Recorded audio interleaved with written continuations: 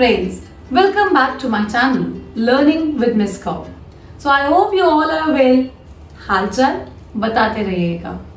So जैसा कि मैंने आपको अपनी फर्स्ट वीडियो में प्रॉमिस किया था कि मैं आपको इकोनॉमिक्स बहुत ही इंटरेस्टिंग और स्मार्ट तरीके से पढ़ाऊंगी. So आज इस वीडियो में हम chapter 1 introduction to microeconomics को डिटेल में पढ़ेंगे. कोई परेशानी, कोई दिक्कत की बात नहीं है, सब कुछ बहुत आसानी से हमने डिटेल में पढ़ना है. वीडियो को लास्ट तक देखिए और सब्सक्राइब एंड लाइक करना ना भूलिएगा. तो चलिए स्टार्ट करें. Okay, so chapter 1 introduction micro economics. In this chapter, the first keyword that we are supposed to learn is what is economy. Economy क्या है? So it is a system. ये क्या है? एक सिस्टम है. प्लीज जो keywords है उस पर आपको बहुत ध्यान देना है. It is a system which provides people the means to work and earn a living. So आपको एक बात याद रखनी है कि एक सिस्टम है जो लोगों को काम दिलवाता है और लोग उस काम को करके अपनी जिंदगी जीने के लिए, अपने सर्वाइवल के लिए वो लोग पैसा कमाते हैं. Earn a living means they earn, वो मनी को अर्न कर रहे हैं एक सिस्टम के अंदर. जैसे हमारे घर का भी एक सिस्टम है, कौन बाहर कमाने जाएगा, कौन घर का काम करेगा. आपके पढ़ने का भी एक सिस्टम है कि किस टाइम पे कौन सी टीचर पढ़ाएगी, किस टाइम पे स्कूल की क्लासेस है, किस टाइम पे ट्यूशन की क्लासेस है, किस टाइम पे आप सेल्फ स्टडी करेंगे ताकि आप अपने एग्जाम में अच्छे मार्क्स ले सकें. सो इकोनॉमी की भी क्या है? इकोनॉमी भी एक सिस्टम है जहाँ पे it provides occupation to people where they can work and they can earn their living. In pictures में भी आप देख सकते हैं कि यहाँ फार्मर अपने लिए फार्मिंग कर रहा है so that he can earn the money. Here they all are working in the industry. Industry में काम कर रहे हैं ताकि इंडस्ट्री में जाके उनको पैसा मिल सके.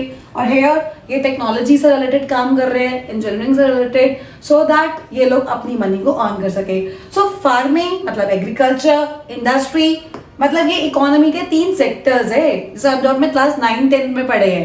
प्राइमरी सेक्टर एग्रीकल्चर वाले काम हो गया, इंडस्ट्रीज का काम हो गया सेकेंडरी सेक्टर, ये हो गया टर्शरी सेक्टर जहाँ पे हम सर्विसेज, कंप्यूटर्स, सॉफ्टवेयर्स ये सब पढ़ते हैं. सो ये सारे सिस्टम्स, इस पूरे सिस्टम के अंदर सब लोग डिफरेंट तरीके के काम कर रहे हैं. ये ऑक्यूपेशन है सबके पास so that they can earn their living. So friends, economics में एक ही रीजन है जिससे कि इतनी सारी प्रॉब्लम्स है और उनके सॉल्यूशंस हमें ढूंढने पड़ते हैं. वो प्रॉब्लम क्या है? वो प्रॉब्लम है problem of scarcity. Scarcity refers to the limitation of supply in relation to demand for a commodity. So two words, relation to supply to demand. मतलब supply कम है और demand ज़्यादा है. इस पिक्चर को देखिए और सोचिए कि scarcity का मतलब क्या है. पिक्चर को देख के बिल्कुल आपको वही सीन याद आएगा जो बचपन में म्यूजिकल चेयर्स के टाइम पे होता था कि लोग ज्यादा है बट चेयर्स कम है. सिमिलरली टोमेटो 1 है, ठीक है, बट नाइफ कितने हैं? 5 नाइफ है, मतलब 5 लोग इसको खाना चाहते हैं. सो कहीं ना कहीं लोग ज्यादा है मतलब डिमांड ज्यादा है और सप्लाई क्या है? कम है. And this leads to problem of scarcity. Economics में 2 चीजें याद रखनी है कि resources are scarce and wants are unlimited. हमारी वॉन्ट्स, इच्छाएं कभी नहीं खत्म होती. आज हमारे पास गाड़ी है, कल हमें घर चाहिए, उसके बाद हमें कुछ और चाहिए. सो वॉन्ट्स बढ़ते जाते हैं, ठीक है, but resources they are very limited. और उन्हीं का बेस्ट कैसे हमें चूज करना है, कैसे हमें अपने बेस्ट ऑप्टिमम सॉल्यूशंस तक पहुंचना है, ये हमने इकोनॉमिक्स में पढ़ना है. Next is what is economics. आपसे कोई पूछे कि इकोनॉमिक्स क्या है तो आप क्या बोलोगे? इकोनॉमिक्स अगर हम देखें तो वो बेसिकली एक प्लानिंग है. प्लानिंग है किसकी? एक साइंस है, ठीक है. सो इकोनॉमिक्स एक सोशल साइंस है which studies the way a society chooses to utilise its limited resources which have alternative uses to produce goods and services and to distribute them among different groups of people. ज्यादा हो गया? नहीं, आपको इसको तोड़ के समझना है, इकट्ठा नहीं समझना. सो इकोनॉमिक्स एक सोशल साइंस है. क्यों? क्योंकि सोसाइटी में क्या हो रहा है ये हमें वो समझाती है. हर एक के पीछे इसका लॉजिक है तो ये साइंस की तरह डील करती है. सो सोसाइटी को स्टडी करती है. सोसाइटी में हमें ये दिखाती है कि हमें लिमिटेड रिसोर्सेज, जो रिसोर्सेज बहुत थोड़े हैं हमारे पास, उसको उसमें से कैसे किन रिसोर्सेज को चूज करना है. देन क्यों? क्योंकि उन रिसोर्सेज के बहुत ऑल्टरनेटिव यूजेस है। अगर मेरे पास एक लैंड है, अब मेरे पर डिपेंड करता है कि मैं यहाँ पे अपना घर बनाऊं, या मैं यहाँ पे एक ढाबा बनाऊं, या मैं यहाँ पे एक हॉस्पिटल बनाऊं, या मैं यहाँ पे एक रेस्टोरेंट बनाऊं, मैं यहाँ पे क्या बनाऊं। So it depends. So alternative uses कि एक चीज के बहुत यूजेस है। मेरे पास कार है, मैं इसकी कैब के लिए इसको हायर करवाऊं, या मैं इसको अपने प्राइवेट यूज के लिए रखूं, या मैं इसको एक स्कूल वैन बना दूं। So alternative uses of different resources. To produce, क्या प्रोड्यूस करना है? गुड्स या सर्विसेज। या तो हम गुड्स को प्रोड्यूस करेंगे या हम सर्विसेज देंगे। And to distribute them among different groups of people. जो हम गुड्स बना रहे हैं, जो हम सर्विसेज बना रहे हैं, सोसाइटी में जो डिफरेंट ग्रुप्स है, विद रिच और पुअर, राइट, इन तक वो चीजें पहुंच रही है। अगर मारुति सिर्फ नॉर्मल 800 कार्स ही बनाती रहती तो वो सिर्फ एक मिडिल क्लास और एक पुअर फैमिली के नीड्स को पूरा करती। But what about for a rich family? उसको अगर BMW की नीड है तो उसके लिए भी तो प्रोडक्शन करनी पड़ेगी ना। So ultimately this is what economics, a social science which takes cares कि कैसे आप लिमिटेड रिसोर्सेज का यूज करेंगे, कैसे अपनी चॉइसेस करेंगे, कैसे गुड्स और सर्विसेज को प्रोड्यूस करेंगे, एंड देन कैसे उनको डिस्ट्रीब्यूट करेंगे सोसाइटी में। Next is difference between micro and macro economics. The word micro and the word macro both have come from the Greek language. So both are Greek words, macro and macro. Micro का मतलब क्या है और macro का मतलब क्या है? Look into this picture. You see here there is one tree and here there is forest. जब हम एक की बात कर रहे हैं, एक इंडिविजुअल की बात कर रहे हैं, so that means हम माइक्रो की बात कर रहे हैं, हम स्मॉल लेवल पे बात कर रहे हैं माइक्रो। और जब हम कलेक्टिव ग्रुप की बात कर रहे हैं, एग्रीगेट की बात कर रहे हैं, मतलब लार्ज ग्रुप की बात कर रहे हैं, दैट मीन्स उसको तो क्या बोलते हैं? Macro. So now here the differences between micro economics and macro economics, कि आपकी बुक में भी दिया है और लर्न करने में तो आप सब शेयर है, आप किसी भी तरीके से इसका डिफरेंस लर्न कर लेंगे। बट डिफरेंस को लर्न करने से पहले कुछ पॉइंट्स अपने माइंड में बस क्लियर रखने हैं। मीनिंग क्या है? माइक्रो इकोनॉमिक्स मतलब जो एक चीज में डील करती है, मैक्रो इकोनॉमिक्स जो होल मतलब पूरी इकोनॉमी को डील करेगी। टूल्स क्या है? मैथ्स को पढ़ने के टूल्स होते हैं, ऑपरेशंस होते हैं, प्लस माइनस, अलजेब्रा, ये सब। ऐसे ही माइक्रो को पढ़ने के लिए डिमांड एंड सप्लाई, और मैक्रो को पढ़ने के लिए aggregate demand and aggregate supply. Aggregate word क्यों? क्योंकि हम टोटल की बात करेंगे। ऑब्जेक्टिव क्या है? माइक्रो इकोनॉमिक्स क्यों पढ़ते हैं? क्योंकि हम प्राइस ऑफ अ कमोडिटी और फैक्टर्स ऑफ प्रोडक्शन की बात करते हैं। ठीक है, कि एक कमोडिटी का प्राइस क्या है, कैसे प्रोड्यूस कर रहे हैं, कैसे बेस्ट उसकी प्रोडक्शन हो सकती है। और मैक्रो में होता है कि इकोनॉमी की इनकम क्या है, इकोनॉमी में एम्प्लॉयमेंट का लेवल क्या है, इन्फ्लेशन क्या है, ये सब प्रॉब्लम्स हम इकोनॉमी मैक्रो में पढ़ते हैं।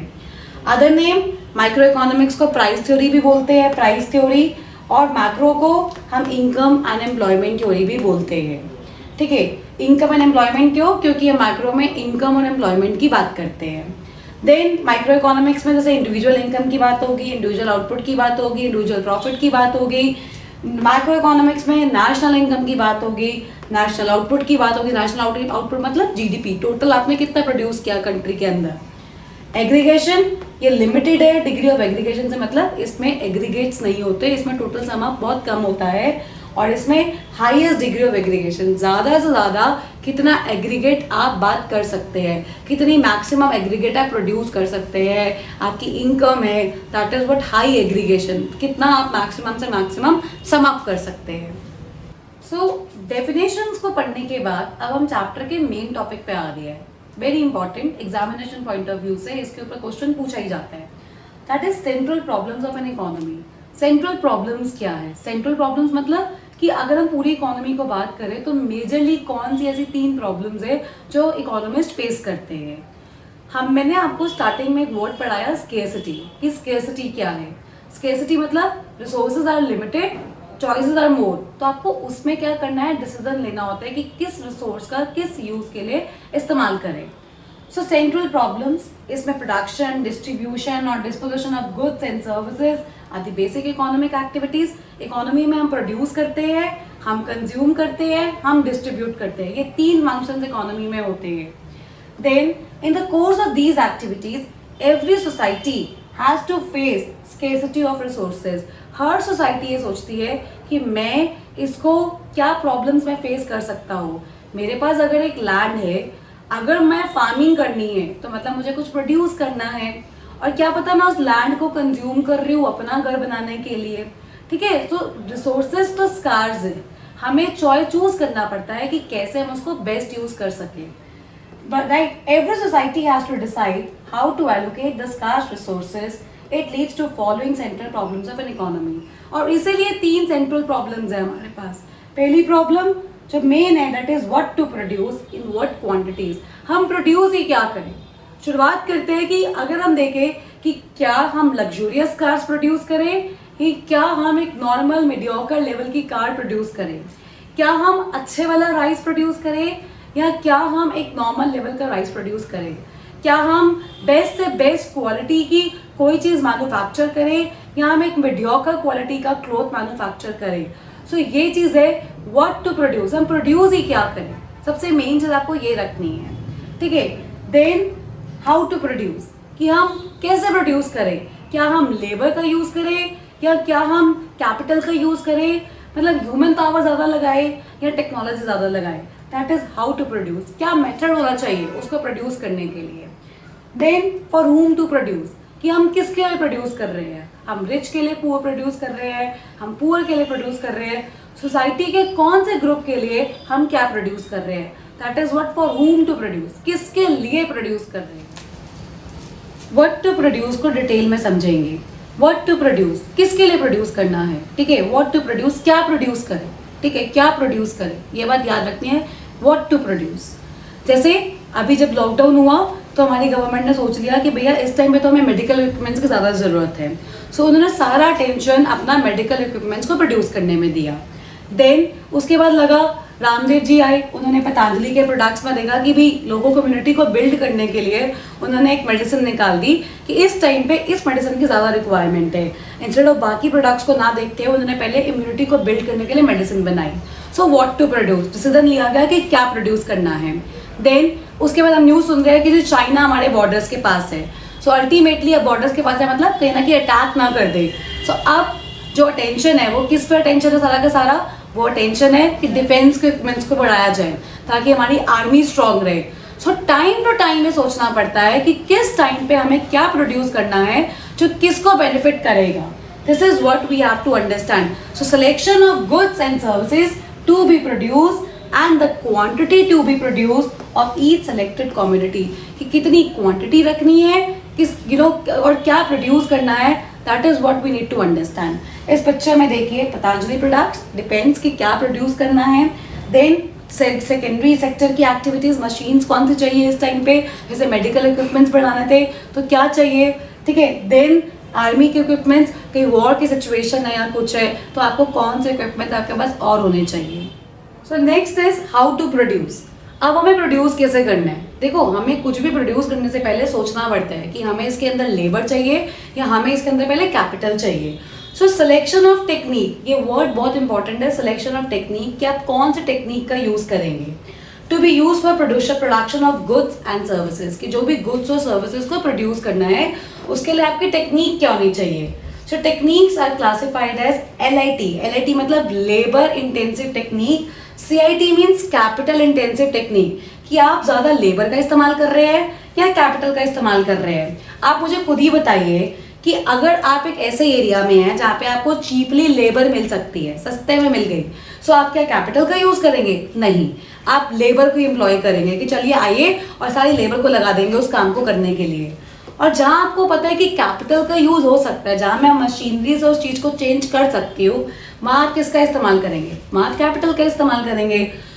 और कभी कभी आपको दोनों में बैलेंस चाहिए होता है कि आपको कुछ लेबर चाहिए और कुछ कैपिटल चाहिए। वहाँ बोथ टेक्निक्स का इस्तेमाल करते हैं।